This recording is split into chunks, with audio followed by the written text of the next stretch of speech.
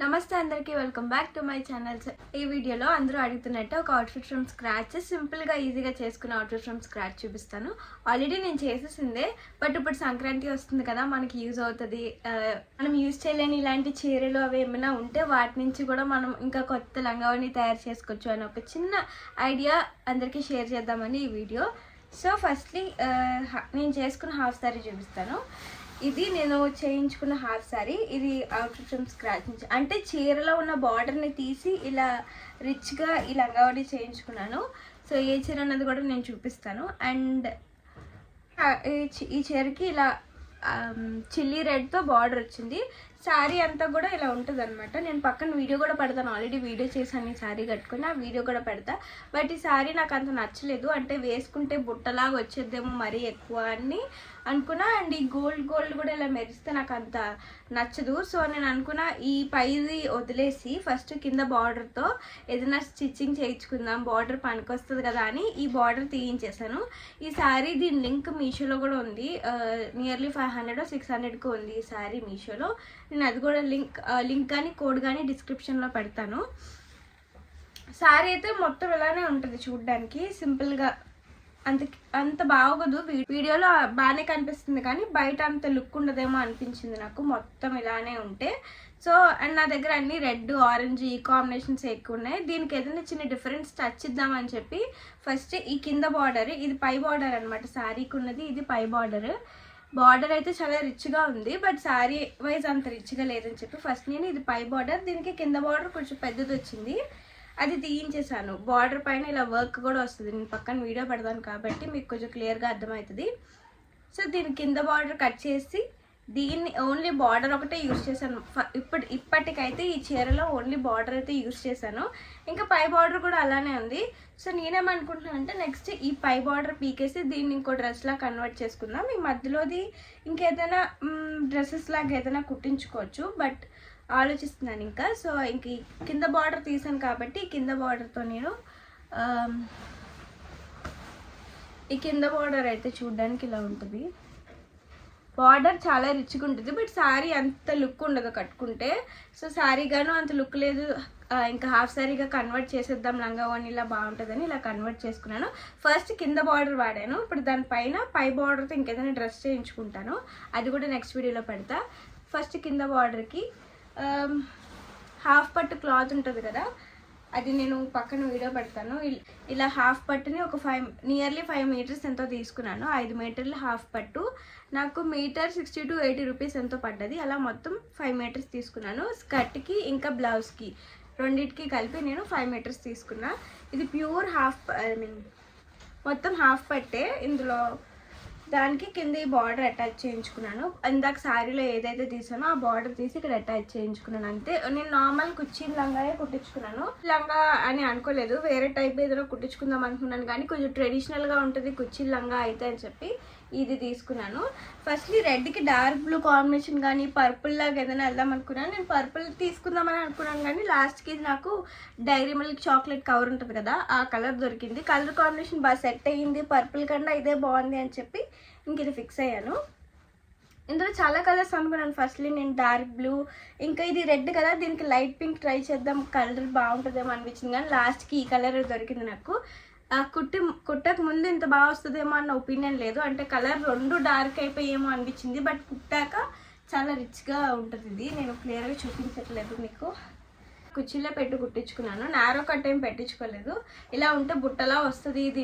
Actually దీనికైతే can అవసరం లేదు, కొంచెం బుట్టలానే వస్తుంది, ఎందుకంటే ఈ బార్డర్ ఏదైతే ఉందో అక్కడ కొంచెం ఆటోమేటిక్గా బుట్టలా వచ్చేస్తుంది. క్లాత్ అలాంటిది అనమాట. ఈ పైన అంతా కూడా మొత్తం దగ్గరగా ఉంటుంది, కిందకు వచ్చేసరికి ఆల్రెడీ బుట్టలా వస్తుంది. కానీ నేను లోపల క్యాన్ వేసుకున్నాను పక్కన చూస్తున్న వీడియోలో అయితే.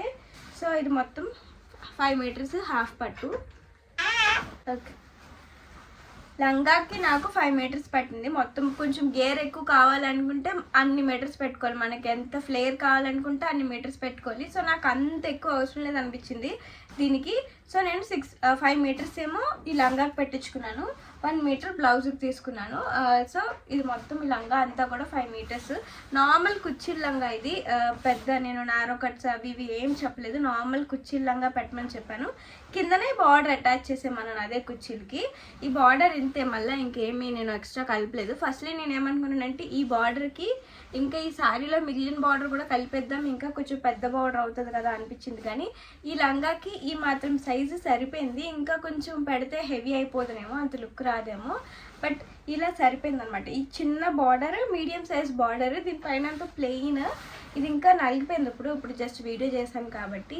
చాలా బాగా వస్తుంది, పఫీగా వస్తుంది, ఎక్కువ బుట్టలా వస్తుంది ఆటోమేటిక్గా. క్యాన్ కూడా అంత అవసరం లేదు.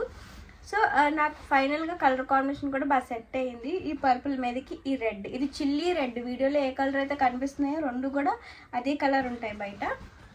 ఇంకా లంగా అంతే, దీని లోపల క్యాన్ నేను వేయించలేదు, విడిగా క్యాన్ స్కర్ట్ నా దగ్గర ఉంటే అదే యూస్ చేసుకుంటున్నాను.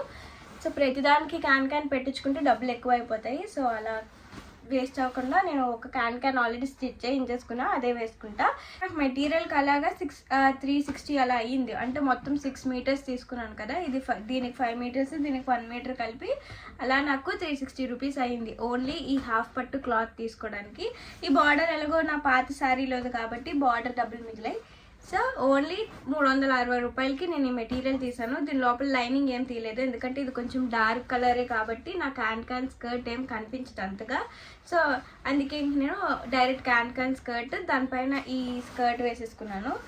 ఇంకా దీని లోపల లైనింగ్ కూడా వేయించలేదు. సో నాకు ఓన్లీ 360 రూపీసే అయ్యింది మెటీరియల్కి అయితే. ఇప్పుడు ఇంకా నేను స్టిచ్చింగ్కి నేను తర్వాత చెప్తాను. బ్లౌజ్ కూడా నేను చాలా సింపుల్గా పెట్టించేసుకున్నాను, అంటే నాకు ప్రతి బ్లౌజ్ హెవీగా ఉంటే ఎందుకులే అని చెప్పి ఓన్లీ నార్మల్ ఫ్రంట్ ఇలా యూనెక్, బ్యాక్ కూడా పాట్ నెక్ లాగా పెట్టించుకున్నాను, అది కూడా చిన్న పైపింగ్ వేయించుకొని అంతే.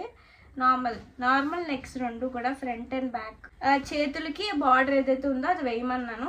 ఈ బ్లౌజ్ ఏమో ఈ హాఫ్ పట్టుతో కుట్టించుకున్నాను, ఇంకా హ్యాండ్స్ కూడా హాఫ్ పట్టి వేయిస్తే సింపుల్ అయిపోద్ది అని చెప్పి, అంటే ఇంకా కనెక్షన్ ఉండదు అని చెప్పి బార్డర్కి చేతులకి బార్డర్ వేయించుకున్నాను ఇలాగా, అప్పుడు చూడ్డానికి బాగుంటుంది. అండ్ ఓనీ కూడా రెడ్ వేసుకోవచ్చు అని. ఓనీ నా దగ్గర ఆల్రెడీ ఉంది రెడ్ కలర్ది, వేరే లంగా ఓనీ మీదది. సో దీనికి కూడా సెట్ అయిపోద్దని నేను ఫస్ట్ ఓనీ కోసం ఆలోచించుకొని ఆ తర్వాత బ్లౌజ్ డిసైడ్ అయ్యాను. లేదంటే ఫస్ట్ నేను మొత్తం ఇలా ఈ పర్పుల్ కలర్ దాంతోనే మొత్తం ప్లెయిన్ కుట్టించుకుందాం, దానికి ఏదైనా మగ్గం వర్క్లా ట్రై చేద్దాం అనుకున్నాను. కానీ ఓనీకి లంగాకి ఏదైనా కొంచెం కనెక్షన్ ఉండాలి, మూడింటికి ఒక పెయిర్లా ఉండాలని చెప్పి హ్యాండ్స్కి ఆ బార్డర్ వేయించుకున్నాను. హ్యాండ్స్కి ఇంత పెద్ద బార్డర్ కాదు యాక్చువల్గా, ఇది ఇంతే బార్డర్, దీనికి చిన్న బార్డర్ ఎక్స్ట్రా కల్పించుకున్నాను ఇక్కడ. సో మొత్తం హ్యాండ్స్ ఇక్కడ వరకు వచ్చాయి. మొత్తం బ్లౌజ్ అంతా కూడా చాలా సింపులే, నార్మల్ బ్లౌజ్ అని చెప్పచ్చు. ఫ్రెంచ్ కట్ పెట్టుకొని, ప్రిన్సెస్ కట్ బ్లౌజ్ పెట్టించుకొని మిగిలిందంతా సేమ్ ప్లెయిన్ సింపుల్గా కుట్టించుకున్నాను. ఎందుకంటే ఆర్నమెంట్స్ అవి వేసుకుంటాం కాబట్టి అవి వేసుకుంటే ఇంకా ఓవర్ అయిపోద్దని బ్లౌజ్ చాలా సింపుల్, ఓన్లీ హ్యాండ్స్కి మాత్రం బార్డర్ వేయించుకున్నాను. సో ఇప్పుడు నాకు ఈ స్కర్ట్ ఇంకా అలానే బ్లౌజ్ రెండు కుట్టడానికి నాకు 1000 రూపీస్ తీసుకున్నారు. స్కర్ట్ నార్మల్ స్కర్ట్ కుర్చీలో వచ్చి లంగాలు కుట్టించుకుంటాం కదా, అలాంటి స్కర్ట్కి ఈ బార్డర్ కూడా వేయాలి కదా, అందుకు ఇంకా అలానే ఈ బ్లౌజ్ మొత్తం రెండింటికి కలిపి నాకు 1000 రూపీస్ అయ్యింది ఇలాగా. ఇంకా నేను ఇప్పుడు మెటీరియల్ కాస్ట్ చెప్పేసాను, స్టిచ్చింగ్ కాస్ట్ కూడా చెప్పేసాను. ఈ రెండు కలిపి ఒక 1360 అయ్యింది. అండ్ ఓనీ మన దగ్గర ఆల్మోస్ట్ ఉంటాయి, రెడ్ కలర్ ఓనీస్ అలాంటివి. సో అదే నేను పేర్ చేస్తాను, కొత్తగా ఓనీ తీయాలని అనుకోలేదు. సో ఒకవేళ మీకు ఇలాంటి ఓనీ కావాలనుకుంటే ఇది కూడా ఒక నియర్లీ ఒక 400-500కే దొరుకుతున్నాయి. లేదు అన్నా కూడా మనం ఇలాంటి జార్జెట్ క్లాత్ తీసుకొని ఈ లేస్ వేయించుకోవచ్చు. నా దగ్గర ఆల్రెడీ ఓనీ ఉంది కాబట్టి ఇది వేస్తాను అంతే. ఈ అవుట్ఫిట్కి మొత్తం నాకు 1360 రూపీస్ అయింది అనుకుంటా. స్టిచ్చింగ్కి 1000 రూపాయలు అయింది, ఎందుకంటే ఈ బార్డర్ వేయించుకోవాలి కదా ఇక్కడ. సో అంతా కలిపి ఈ లంగా ఇంకా బ్లౌజ్ ఇంకా ఈ లేస్ బార్డర్ వేయించుకోవడానికి అలా నాకు 1360 రూపీస్, మొత్తం 1360 రూపాయలకి ఇది అంతా వచ్చింది. ఇంకా దీని లోపల లైనింగ్ క్యాన్ అన్నీ వేయించుకుంటే ఎక్కువే అవుతాయేమో, బట్ నేను అవన్నీ వేయించుకోలేదు కాబట్టి నాకు ఇంత తక్కువకే అయిపోయింది. సో కలర్ కాంబినేషన్ కూడా చాలా రిచ్గా ఉంటుంది, చాలా తక్కువకి చేయించాను కానీ లుక్ మాత్రం చాలా రిచ్గా ఉంటుంది.